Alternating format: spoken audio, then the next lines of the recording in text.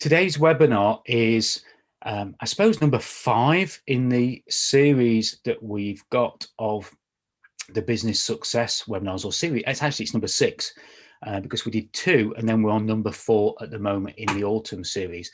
So there's 2 more left. And today we're going to continue that topic of building our business success. And we're going to look at transformation orientation. And hopefully you all got the email reminders. I just wanted to encourage a few of you to understand what today's webinar was going to be about, so that we can obviously make sure the right people on here and that they're taking something away. So Joe's just confirmed Care for All, great. And Stuart from Payroll and Workplace Pensions, great. So lots of different people on this today, which is good. This, of course, is brought to you by the Productivity Programme, which is supported by the University of Lincoln and the European Regional Development Fund. I've got used to saying that now. And the Productivity Programme isn't just about webinars. Of course, I'm very pleased that they do put on webinars, but it's also about so much more, such as grant funding. You can get academic expertise, graduate internships, specialist advisor support, and there's an angel investor network as well, that you can either be the angel that invests, or you can be on the receiving end of it. And of course, one thing they're pushing quite a bit at the moment is help with graduates and helping you take graduates on. So lots there you can access through the Productivity Programme.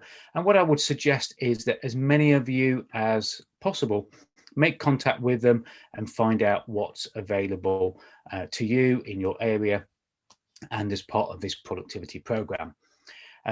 Any questions as we go through, please type them into the questions box. I will see them flash up. If you've also got a hot topic, if you've got something that you want to talk about that might not actually be relevant to today's webinar, I'm happy to talk about anything at the end. If it looks like we're going to run over a little, I will give you advance warning. We normally go about 5 minutes or so over with the questions and answers, but the content of this will be done within the hour. Next, bit of housekeeping. Make sure that you've got plenty of paper, pen, pencil, take plenty of notes. Make sure you're hydrated. I've got my usual coffee and honey and lemon here as well. So make sure you take notes, but also that you take action from today. If there are any distractions that you have, try and turn them off. The only distractions I've got coming up at the moment are the Q&A box and any chat box items. So make sure that you're focused on today. We're going to be going at quite a pace. You will have access to the recording, and as useful as they might be, you will get a copy of my slides as well. If you are joining us for the first time, all of the series that I've done so far is available to you to watch at your own convenience. And we've talked about 3 webinars so far in the area of order, and you can watch those. Just let Lottie know at the university and she will sort that out for you. Good, so let's look at what is transformation orientation. Okay, and this comes from the business hierarchy of needs. And it's really about moving up to the different level. And when I first saw this and first started understanding it, I saw the real benefit from it. And as many of you know, I've had my own businesses in the past. And when I got to this point where I moved more into the level of impact, that's when the success of the business really ramped up. And it's also when other magical things started to happen in the business as well, which we'll talk about in a few minutes. But what is transformation orientation? Well, it's ensuring that your business clients benefit through a transformation beyond the transaction. So when they buy from you, whether it's a product, a service, whatever it is, when they buy something from you, it's about the transformation that occurs within them initially. How do they benefit from that transformation? How are they different? What does that difference make? Okay, which creates an impact for them and for you. Okay, and that's really important. So there's two critical things there. It's transformation beyond the transaction. We're not just talking about selling somebody a widget, getting money back in return. There's your widget. Thanks very much. Off you go. We're now moving into the top tier of the business hierarchy needs. So it's the transformation that people have beyond that transaction. But it's also about having an impact for them, of course, but also an impact for you. So this isn't a one-way street. This is very much a sort of win-win scenario, which again, we'll talk about in a little bit more detail later on. We have spent the last 3 webinars talking about efficiency, how we can delegate better, how we can improve efficiencies in our business. And the last one was how we can remove those linchpins, those key people and the reliance upon them, how we can change that linchpin dependency and make it so that our business continues unabated when those key people either leave us, or on holiday, or go off sick for any reason. So we're now moving from that level of order to the level of impact. And the next couple of webinars are going to be on the creation of transformation. Okay, it's the impact that you can have on yourself, on your business, on your supply chain, and on your clients. Okay, and that's what we're going to start working on today. We're creating business impact. Now, I'm going to give a statement here, and I'm just looking down the participant list. I'm not quite sure who's who from a standpoint on charity, non-profits, etc. We have had some non-profits, and there might be some non-profits watching this. But I'm going to make a comment here about this business hierarchy of needs, because first we get, so the first 3 levels that we've worked through in the past and recently in order are all about what we get into our business. The last 2 tiers are about what we give. And the statement here is first we get, then we give. And why in this particular order? Well, you notice there on the image, and I like my image, you'll see lots of images later on. Many people think it's give to receive. Okay, so we give, and I know there's somebody else in here who's in the BNI networking group, Givers Gain. But I want to challenge you in your business that we must get first before we give. And what I mean by that is we need to build stability. We need to make sure that we're looking after our sales, that we're generating profit, we're creating efficiency. And once we get that foundation, once we get the bottom of that iceberg nailed and stable, then that is when we can start to give. And many noble efforts launch without a plan for sustainability, and they fail. And they don't just fail themselves. They don't just fail the people that work in that effort, but they fail everyone. They fail the people that they're trying to help. They fail the people that depend upon them. So I really want to challenge you that whilst give to receive is great and it has its place, when we're thinking about the business hierarchy of needs and how we structure our business and make sure we're building those layers, it's very important that we get and then we're able to give. And we're able to give in a way that has a massive impact and that leaves a legacy. When I sold some of my businesses off a few years ago, I created a trust from the proceeds of the sale of those businesses, and that leaves a legacy. That trust will leave a legacy for people in my village who youngsters who have left school that are going to further education. Each child in the village, don't want to call them child, each youngster in the village gets an annual bursary to go into further education from the trust. And it did that because I built the foundation of the business first, created the impact, and then left the legacy.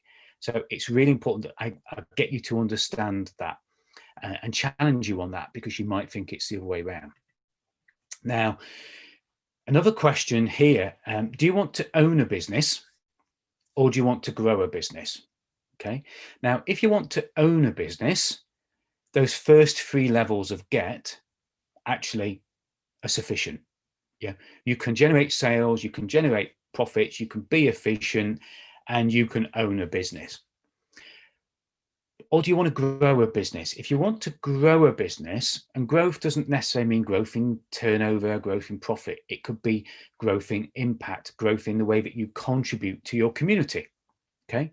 But I'm going to show you my business success curve. And I haven't shown this for a long, long while, and it's quite a dated image. I perhaps need to get it updated.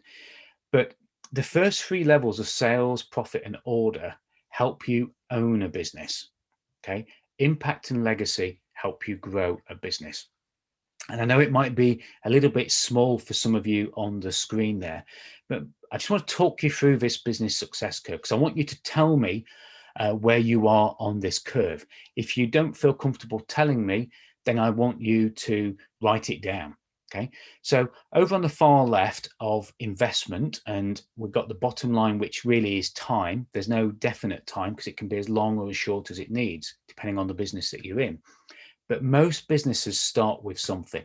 But as soon as they put something into the business, then they get nothing out of the business. So they tend to go into a dip. I used to call that dip Death Valley. Okay. Mike Michalowicz in his book Fix This Next calls it the survival trap. And most people are wallowing around when they first start in that business for a short period, some people for 2 years, some people even more. Depends what your business is. Once you get enough momentum, once you get enough energy, once you put enough into the business that change starts to happen, then you head off on the blue line there of growth. And when you're in growth, you either spend or you invest. Okay. Now, I must admit, I'm a bit of a spender. It's the feminine side of me, I'm sure. My wife tells me all the time. She loves going shopping with me. So in business, yeah, I need somebody to hold me accountable, not to be a spender.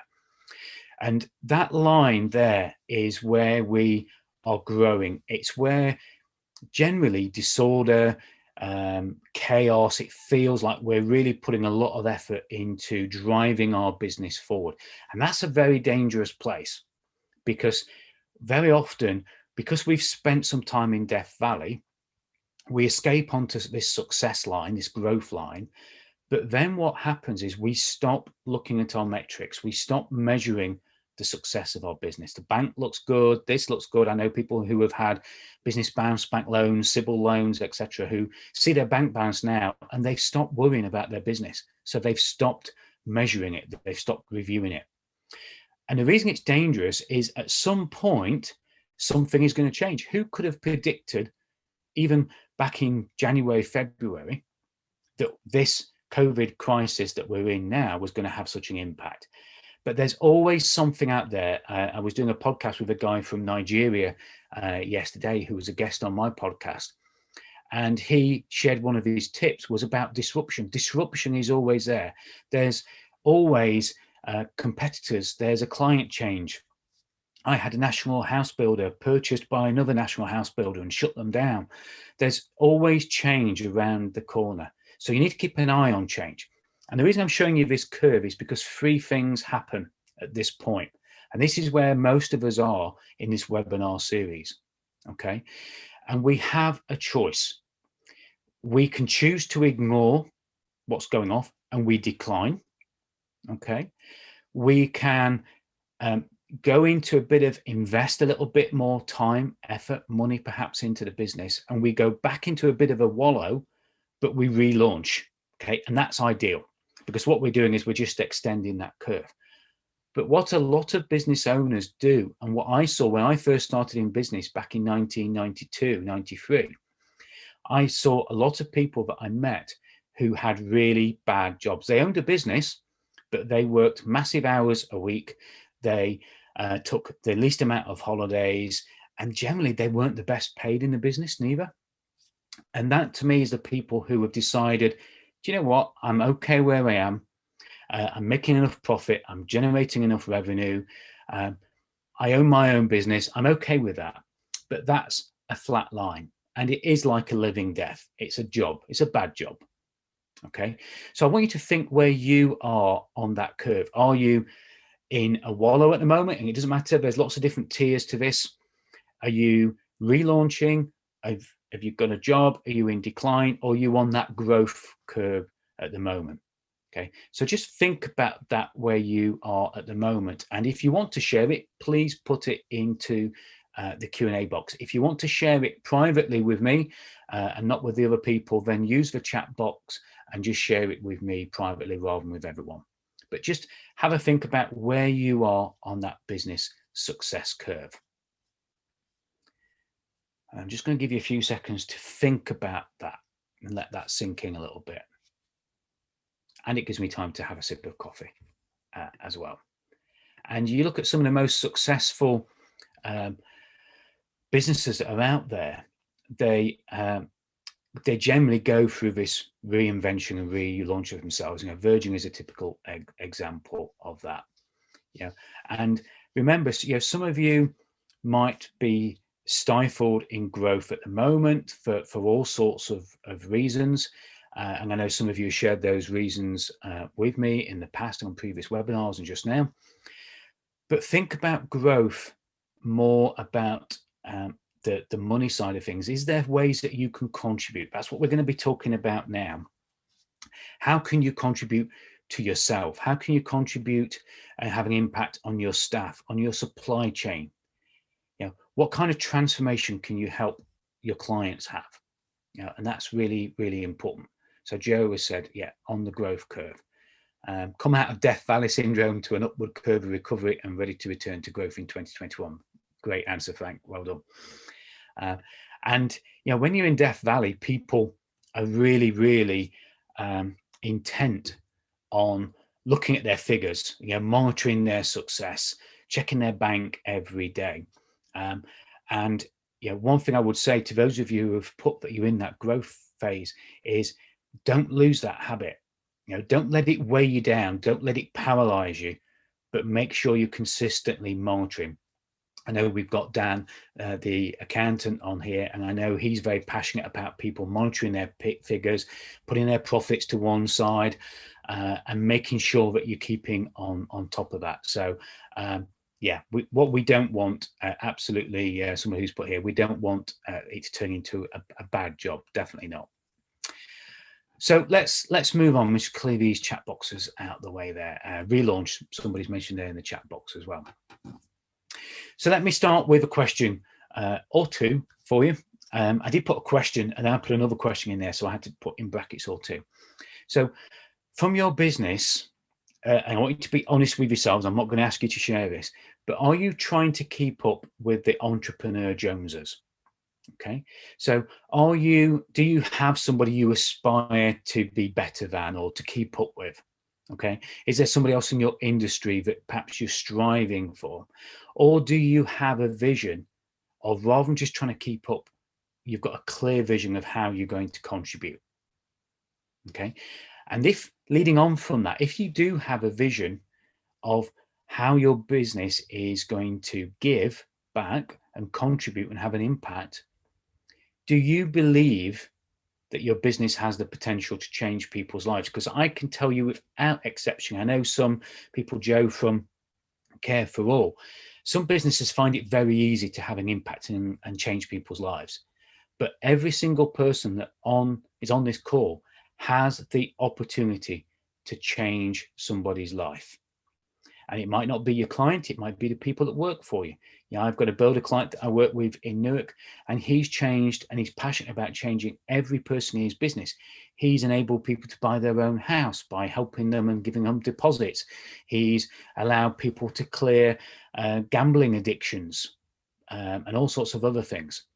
So each and every one of you has the ability and the potential to change people's lives. So I want you to just ponder on those questions. Yeah, are you just trying to keep up with people, or do you want to go more? Do you want to contribute, and do you believe that you can change people's lives?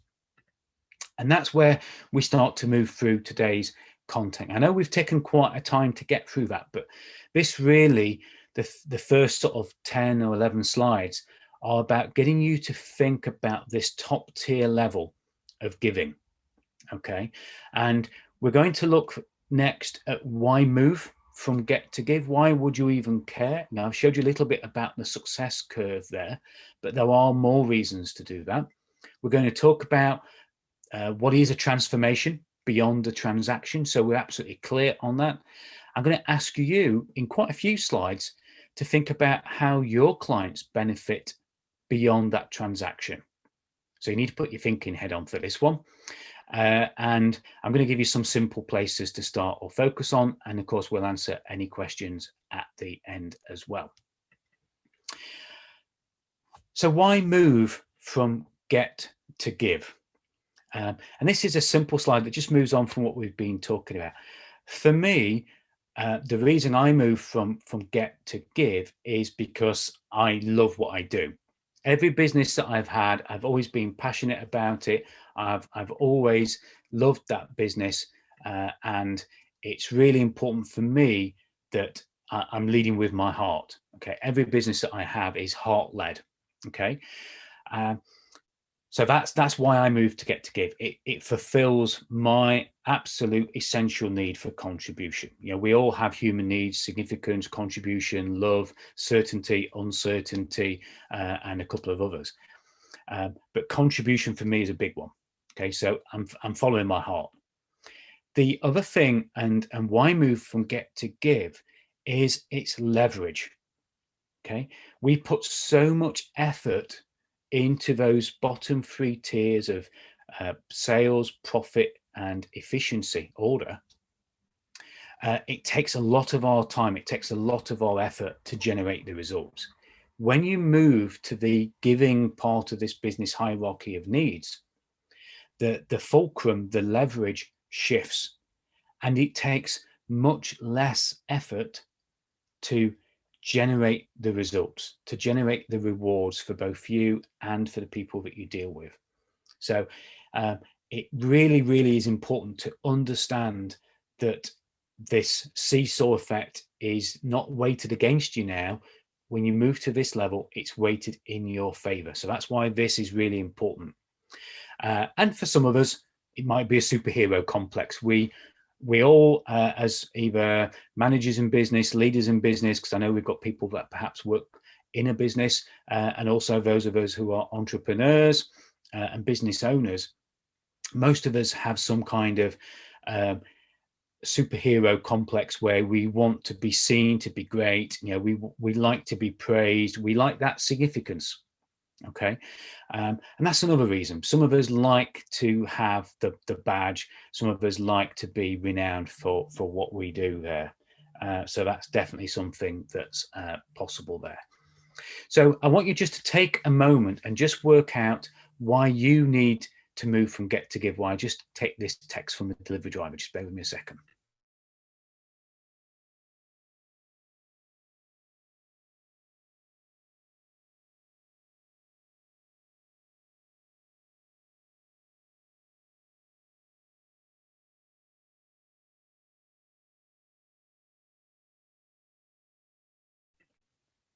That's good news. My delivery is now not coming for 45 minutes, so we'll be done by then. So that's great. So hopefully you've written down the reasons, because one of the biggest things that will move you from get to give needs to be the why you want to do it. Okay. So really, really have a think about it. If you're watching the recording, pause it now, make sure you write down that why you move, why you want to move from get to give. Now, let's move on to the question, what is a transformation beyond the transaction? And this is where I'm going to get you to think, as the girl is there on the image. I told you I like my images. I'm going to get you from thinking perhaps logically to thinking more sort of blue sky thinking, more sort of outside of the box there.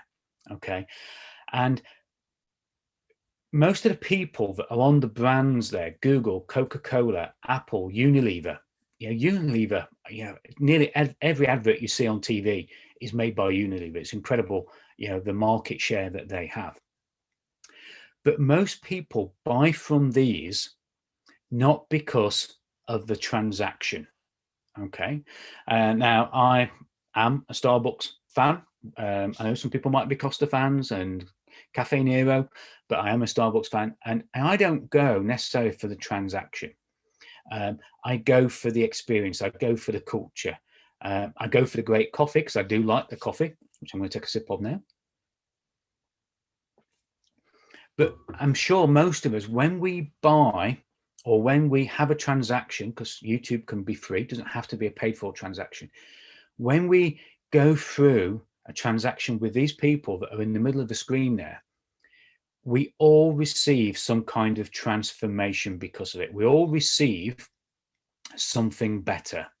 Okay, I'm also an Apple fan, and I've just purchased a new iMac some months ago, and the iMac is okay. It's a computer. I bought it. It does what it's got to do. But the transformation it's given me is the way that I can move from working here on my laptop to working on a bigger screen, more comfort. My eyesight isn't so tired at the end of the day. Okay. So there's always, when we have a transaction with these brands, whether we realize it or not, generally it's because of transformation. There's a Twitter banner of mine down at the bottom there, helping the world become more successful, one business at a time. Through my coaching, the transaction of coaching, I want people to become more successful. I want the world to become more successful. I've got clients from Australia all the way across India, in the UK, and obviously in the States and North America as well. So yeah, that's why I do that. My transactions are about transformation. I love to see the transformation in people's lives that I work with, and it's a win-win. A transformation has to be something beyond the transaction that's a win-win. It's an evolving win-win. Loading was the best image I could get there. It's a win-win for everybody that's involved in it. Okay, so what's your story about transformations that perhaps you've incurred? And I want you to think not about the transactions that you've given to clients. We're going to do that in a moment. But I want you to think about a purchase or transaction that you've made where it's made a real difference to your life. I want you to write it down. The transaction that I'm about to do, I've purchased one of these, I call it a Peloton style. It's a bike called a Schwinn, but it's basically an exercise bike that you can put the apps on, the Peloton apps and all sorts of other apps. And that transaction, I'm hoping, isn't just going to be an exercise bike. It's actually going to improve my health. I had a hip replaced a couple of years ago. I'm hoping it's going to improve the hip. And it's going to help me be more energetic. It's going to help me be healthier. And it's going to give myself and the wife something that we like doing together as well. So you can see there's a transformation that I'm looking for in that transaction. And whilst you're writing your own transformations down there, and please share any in the Q&A box, because I'd love to have a talk to you about them. One of my businesses I had in the past was construction, and we did property maintenance for the national house builders. And we did all the maintenance once people had moved in. So we filled all the cracks, we did the painting, we repaired the leaks. We've taken staircases out and put staircases back in, took roofs off houses and put roofs back on. But our transformation, when we got to the point where the magic really started to happen, was when it became less about just going and doing the repair. But we became passionate about customer service, because we wanted our house builders to get awards and win awards. We also wanted our house builders to have people who bought multiple houses from them. We had one guy who, over a 10-year period, he moved house and stayed with what was then Bryant Homes. Taylor Lindsay, is it now is Taylor Woodrow, sorry. Is it Taylor Wimpey? He bought 10 houses. He bought their houses and rented them out. He bought houses and lived in them because he loved the aftercare that he had. So the transformation for our clients wasn't just we fixed it, they paid us. We fixed it, they paid us. They sold more houses. They sold houses to repeat customers. The average customer at the time for Westbury Homes, which is another one we work for, purchased 3 houses off of Westbury Homes. So it's very much about the transformation beyond that. Okay, so I want you to start thinking about that.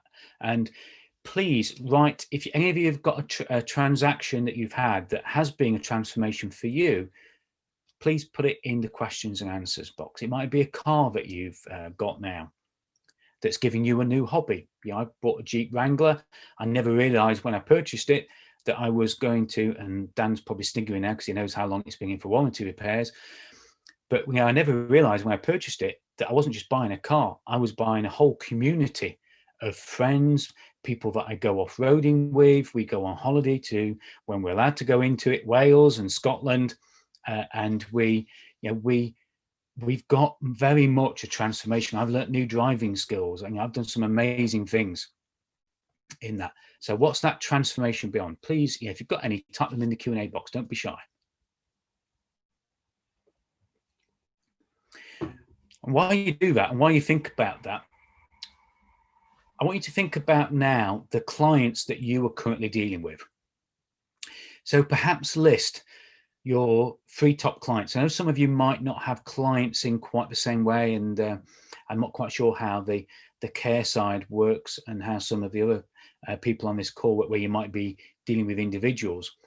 But if you think about 3 people that you've loved working with, okay, or working for and are still working for, then what I want you to do is think about their benefits beyond. Do you know how your clients benefit beyond the transaction? Do you ask them?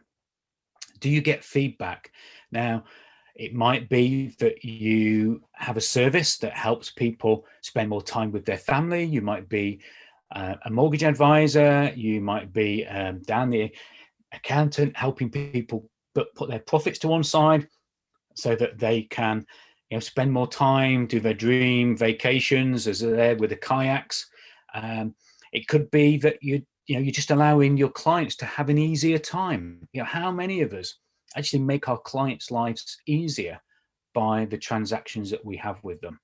Okay, for me, the one over there with the young lad with the hearing aid, for me, it's very much about being able to support charities. I support a charity called Sense, which is for deaf-blind children, and that's one of their images there. So, sometimes you can help your clients by supporting a cause. Dan did some running some time ago, and I donated to that. I've got a client in Australia who's just run a half marathon over there. So sometimes the transactions that you can have help your clients achieve the bigger, better things.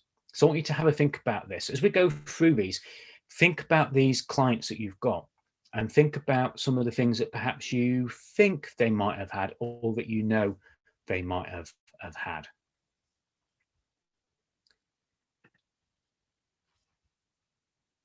Moving on then to, it might not just be the personal stuff.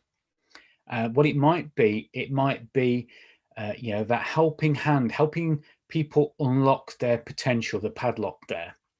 So it could be your supply chain who are growing with you. It could be that you're helping people in your business become more. You're helping your clients become more, fill the bigger shoes. Okay. How are you helping people develop? How are you helping people grow? How are you helping people actually develop and become better in themselves? Jill, that's a really great comment you just put in the Q&A box. I'll come back to you in a moment on that. Also, it might be that you're enabling them to think differently. You're enabling them, as I do with all of my clients, helping them realize that they can do things that they want to do, and that you're taking away that can't do attitude and replacing it with a can do. So, it's all about, who are you helping get to the top of the hill? Who are you helping climb to the summit? Okay, so that could be a way that your clients are benefiting. And perhaps you don't realize it. Perhaps you don't know because you don't ask. Okay. And the final way that you might be helping your clients, as I did with the house builders, you might be helping your clients become a bigger fish. in their market. Okay, you might be helping them get a bigger share of their market. Okay, you might be helping other people become the superheroes in their business or in their sector. So you could actually help one of your clients become the industry leader. So not just a bigger fish, but they're actually an industry leader in what they do because of you. Okay, I like to think we helped many insurance companies and house builders win some awards. We very rarely won an award, but I can certainly be very proud that we help people achieve awards, and that's more what my sort of contribution is. And of course, the rock star image there, you can help these people get raving testimonials from their clients. They can become the rock stars. They can become the high profile people in what they do. I've just been doing some work with a client who actually does help rock stars. They're in the recording industry. They do some work with Abbey Studios, and we've just gone through a process of restructuring their business, applying for some grants and applying for some investment. And they've just won one of these arts awards of £66,000 as a grant. It's not a loan, it's a grant, which now they can take their product to more recording artists that perhaps are on their knees at the moment and do it in a different way, do it online, do it safely. So very much the transaction. Now that was a transaction that they had with me, getting that grant funding. But the benefit to that is that they're helping more artists get recordings done, and the artists then are benefiting from that transaction I've had with my client. So do you see the impact here? Sometimes it's not just one layer, it can be 1, 2, or 3 layers. And that's where the magic just happens. Is that client happy? Yes. Is that client doing me a testimonial? Absolutely. Are they likely to recommend me to other people? Definitely. So that's how your clients can benefit in the beyond. Just a few ideas here, and I hope you're writing some down as we go through this. Jill, you've put there an interesting comment about a purchase for your nephew when he was setting up his own business. Just tell me a little bit about that. If you can just take yourself off of mute. I think you're enabled to take yourself off you. Yeah, just tell me a little bit about why that is important and what it meant to you and what it meant to your nephew. He had left university and he managed to get some editing and production jobs down in Bournemouth through the university. Okay. But it wasn't enough, and he was looking for a full-time job if he could find one. But by me purchasing him this fantastic computer that he chose, not me, I'm not very tech-minded, yep. It meant basically that his world opened up. He could actually do some private work as well as doing work for companies down in Bournemouth and anywhere. And it meant that he could then start picking up jobs from America. Wow.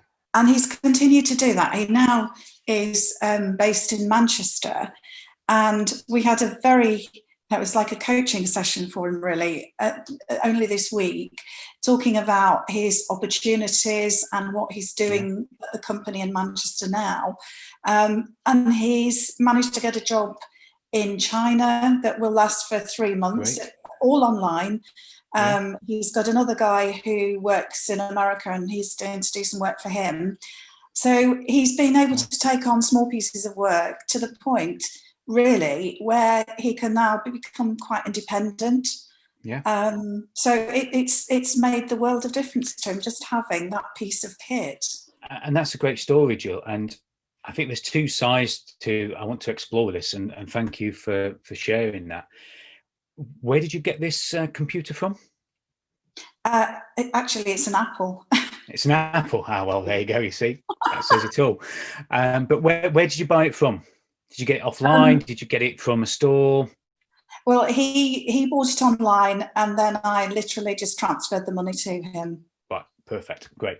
So the question we have to ask ourselves here is, the fact that it's an Apple and you bought it online, Apple sell that experience. All of their adverts, if you look at some of the old adverts, which were amazing adverts, particularly for things like iPods, they were never about the product. They were always about the benefits and the transformation that it gave you. Okay. But I'm intrigued.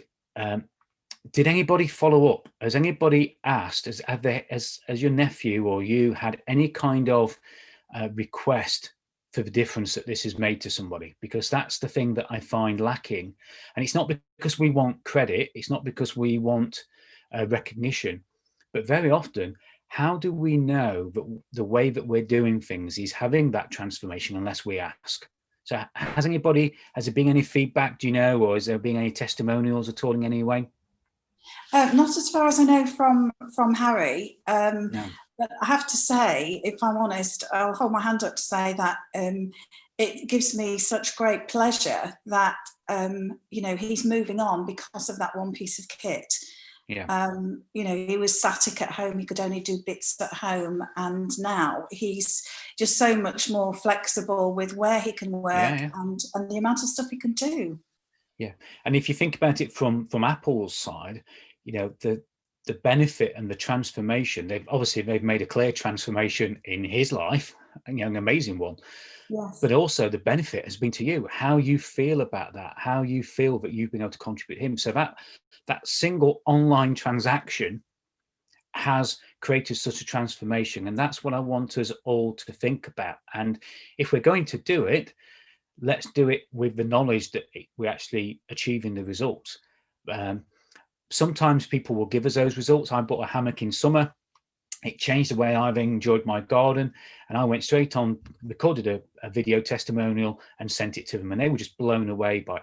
But very often our customers don't do that. They don't share. This story you're telling us, Jill, probably hasn't been shared back with the Apple community and the Apple store. But they haven't asked for it, perhaps. And I think, what we have to do is, as businesses, we have to understand more. We have to know how our clients are benefiting, so we can do more of it. What you've talked about here, more people should know about. More people should be encouraged to do that for their nephews, nieces, kids, etc. Because that's the kind of difference it makes, isn't it? It's not just, I'm not just buying another computer, just put it with the old one you've got. So yeah, amazing. Is there anything you think in your organization that you could do for clients that would create this sort of similar feeling of contribution and transformation? Yes, and I think when you were talking about a previous slide, you were talking about the impact that if you help other people in their business, they can then help others, and that sort of goes across the board. But also, again, for me, working with clients, it has a massive impact on their own families and friends. They see a huge difference, and I do believe that you can't really separate the person from the business. No. So it massively affects their own personal lives. And deliberately, that's why I started with that first slide. I've got clients who, their main aim when they worked with me was to make more money. But then, I've got one client who's been with me 11 years, and he says, he never thought he was going to stay more than 6 months. But it's the time that he gets to spend with his kids. He's got 3 kids now. He's seeing all of them grow up. His dad didn't get to see him grow up because he was always working. So yeah, it is very much about the people, isn't it, and the impact you have on the people. Yes. Yeah. So thanks for sharing that up. I'll let you mute yourself up if you can. And if you go back to the title of this webinar, it is about transformation orientation. This isn't a simple, here's a solution, cut and paste it into it. It's about finding your way. These top 2 tiers of impact and legacy are really about a journey. There's very rarely a destination now. It's a journey that each of you will need to be on. But what you need to do is understand that you've got to explore it. You've got to be prepared to try something, try and go left. If it doesn't get you to where you think you need to be, because you get that feedback off people, then go back and take the other direction or keep going forward. But this is a journey, it's an orientation. We're trying to find our way around this. And I'm glad Jill shared that story, because, likewise, I was really disappointed that, I purchased my iMac from the business team at Sheffield, and I've had zero follow-up. Every time I have a support request, Apple always say, were you happy with it? But the actual product, nobody has reached out to me to ask me how it was, what kind of difference it's made. So I challenge each of you to make sure that you understand how your clients benefit in that beyond. Not just, did it do what it said on the tin? Was it the right price? Was it delivered conveniently? I want you each to think about the benefit beyond the transaction and ask them. If you do feedback surveys, don't just ask about the product, ask about the beyond, and help people, go through these self-developments, unlocking the potential in their business. Somebody shared here about, transactions have helped them buy a new unit, which is going to help them grow and develop. So really, really important to complete this orientation by finding your way, seeking out knowledge, seeking information, seeking feedback from the people that you work with. And also, if you work with people, your supply chain, give them the feedback. If you've got a great supplier who has done something, giving you something, had a transaction that's benefited you, a bit like me with the hammock, don't wait for them to send you a questionnaire. Tell them.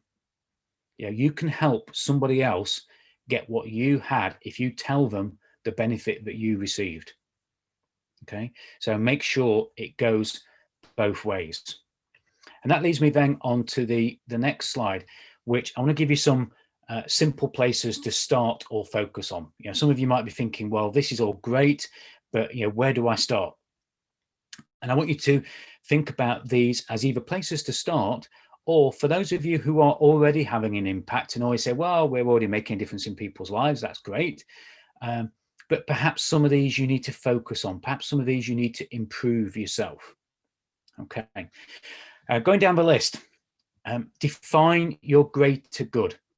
Okay. What was it that you wanted to do when you started the business? What was the greater good that you wanted to serve when you started the business? What's the greater good that's evolved as you started your business and as you've grown your business? What's your greater good now? What was it then? And then share it with everyone. I've put BHAG there because there's and you can Google what the meaning of BHAG is later. But big, hairy, audacious goal. I encourage everyone that I work with to set that big, hairy, audacious goal. And what that means is, what do you want to be legendary at? Sony's BHAG, by the way, because it's one of my favorites, was created in about 1950 something. And Sony had a greater good, or a BHAG, of changing the world's perception of Japanese products from one of poor quality to one of exceptional quality. So Sony are very rarely the first. I still believe they brought out one of the best ever phones, but they always make sure it's the best. They bought the Walkman out, but they bought the one out that didn't skip when you were running along it with the CDs in. So what is your greater good? What's your backstory? Think about it. Why did you get into business? Okay. What was your passion? What was your interest? What did you love doing before you got into business that perhaps the business has helped you? What transformation have you had? What transformation did you want other people to have? Some of you may have started businesses purely because you wanted to create a transformation in people's lives. And I'm sure there's a few people on here who have done that. Maybe it was a transformation you wanted to create in your life. But what's your backstory? What's your reason for being in business? Next one down here, and this is a really, really important one. And I've mentioned Dan a few times today, but he does my bookkeeping accounts. Identify your raving fans / ambassadors, Dan. Dan's an ambassador for a startup loan company. So if you know any startups that are looking for loans, please reach out to Dan Edwards. You'll find him on LinkedIn.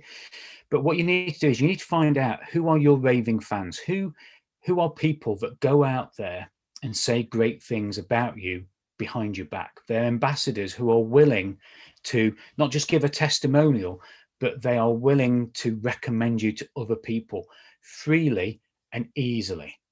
Okay.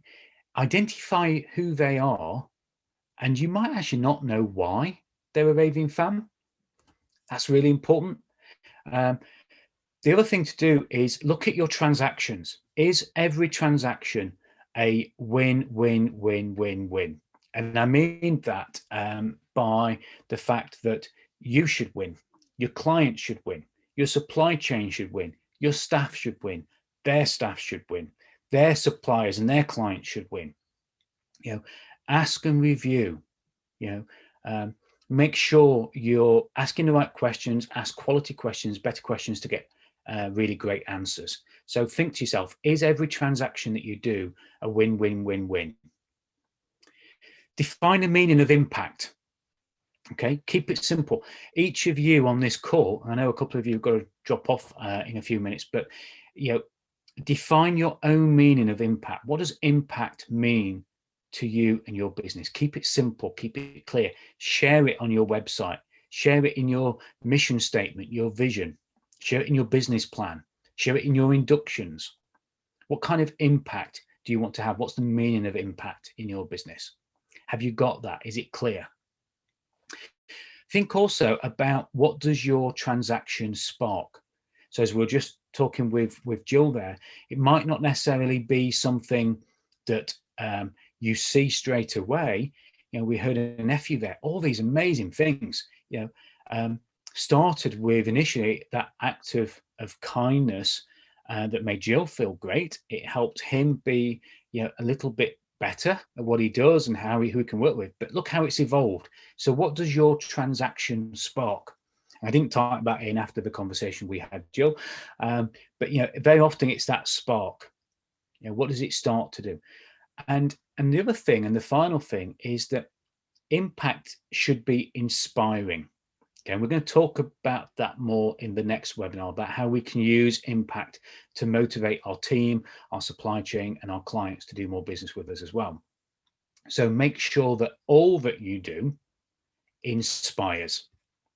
Okay, so some simple things to think about and to start focusing on as well. If you don't know who your raving fans are, identify them. If you don't know why they're your raving fans, ask them why. Ask questions, get that feedback. Okay, get that story straight, get those definitions straight, and then look at everything that you do and try and inspire and aspire to make every one of those transactions a win, win, win, win, win. Okay. I hope that's giving you some things to think about. As always, what I'd like you to do, we've got 5 minutes left, so we're on good time, but what I'd like you to do is have a quick look through your notes while I get a quick sip of coffee, and I want you to write down 3 things. Doesn't matter how big they are, doesn't matter how small they are, but I want each of you to write down, if you're watching the recording, stop the recording now and go through your notes. Write 3 things down that you can do, 3 steps you can take that can make a difference and perhaps create a transformation beyond a transaction. And find your orientation, find your way around the transformations that are available, the impact that you can have in your business. Because I can tell you, when you hit this spot, the success just absolutely goes vertical. Now, you might say, well, I can't cope with that at the moment. I know somebody mentioned earlier, I can't grow at the moment. But that success isn't always about revenue. It's not always about profit. It's about the impact it can make. It's about the difference it can make in people's lives, as Jill mentioned, as we spoke about already. So what are your 3 steps that you're going to take? And I'll give you 10 seconds to jot a couple of things down, circle them, highlight them, do whatever you've got to do. I'll get a sip of coffee and then we'll go on to any questions.